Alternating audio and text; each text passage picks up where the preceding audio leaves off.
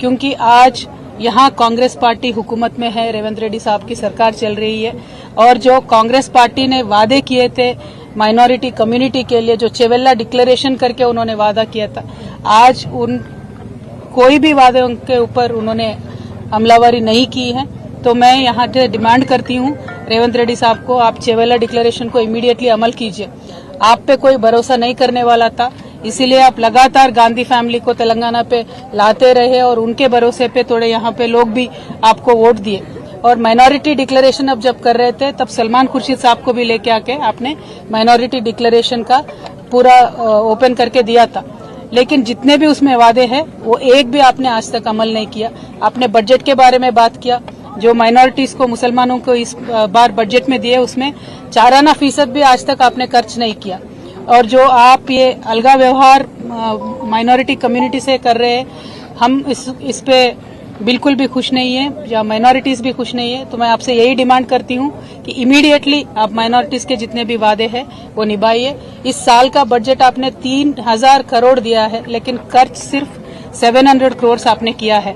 तो मेरा ये डिमांड है कि आप माइनॉरिटी कम्युनिटी के साथ दीजिए, क्योंकि केसीआर साहब जब यहाँ पे थे पिछले 10 सालों में कम्युनल वायलेंस का एक भी इंसिडेंट नहीं हुआ था, लेकिन ये एक साल में जितने कम्युनल वायलेंस के यहाँ पे इश्यूज हुए हैं, ये देख के बहुत एक दर्द होता है हम सबके दिलों में, क्योंकि एक अमन और चैन के साथ तेलंगाना रहता था, एक गंगा जमुना तहजीब को हमने कायम करके रखा था।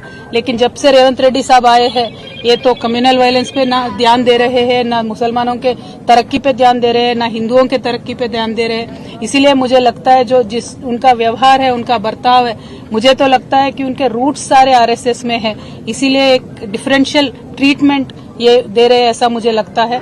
तो I will say that mister Revanth Reddy ji, आप अभी फोकस करिए माइनॉरिटी से इश्यूज पे, स्पेशली माइनॉरिटी वुमेन के लिए आपने जो प्रॉमिस किया था कि 1,60,000 देंगे कल्याण लक्ष्मी का, आप वो दीजिए। उसके साथ साथ आप सोना भी देने वाले थे, 1 तोला सोना भी देने वाले थे, वो दीजिए। पढ़ाई के वास्ते जो टिम्रिस के हमने स्कूल कायम करके रखे थे, आज उनका क्वालिटी देख के तो बहुत ही डर लग रहा है। आप क्वालिटी अच्छा बना के टिम्रिस को चलाइए। तालीम के वास्ते, माइनॉरिटी बच्चों के तालीम के वास्ते आप जोर दीजिए, रिव्यू कीजिए, और जॉब्स में सब चीजों में भी माइनॉरिटीज को आप आगे फुट में रखिए। ये हमारा डिमांड है। और रेवंत रेड्डी साहब का मैं यही कहना चाहती हूँ कि निजामाबाद में बहुत ही ज्यादा पॉपुलेशन है माइनॉरिटीज का, हैदराबाद के बाद बिगेस्ट पॉपुलेशन निजामाबाद में है। तो यहाँ लेकिन आज तक भी कुछ भी बजट निजामाबाद में आया नहीं है। यहाँ से शबीर अली साहब भी है, उन्होंने कंटेस्ट भी किया, लेकिन शबीर अली साहब ने भी कुछ भी जोर नहीं दिया, 1 भी रुपया निजामाबाद के लिए एडिशनली यहाँ पे नहीं आया है। तो मैं आपसे यही डिमांड करूंगी और लगातार मैं यही कहते रहूंगी कि जो भी कम्युनल इश्यूज है उन सब पे आप जोर दीजिए, चाहे वो जयनूर का इश्यू होने दीजिए या कुछ भी इश्यू होने दीजिए, उस पर जोर दीजिए और शांति कायम करके रखिए। Thank you.